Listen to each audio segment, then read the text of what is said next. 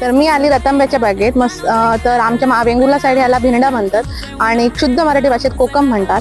तर ही पडलेली असतात ती आम्ही गोळा करतो आणि फोडतो, सुकवतो चांगल्या प्रकारे आणि विकतो. तर मी तुम्हाला दाखवते कशी असतं. आणि तर ह्या असं आमचं रतांब्याचं झाड म्हणजे कोकमचं झाड. वरवर लागली आहेत, पिकली आहेत.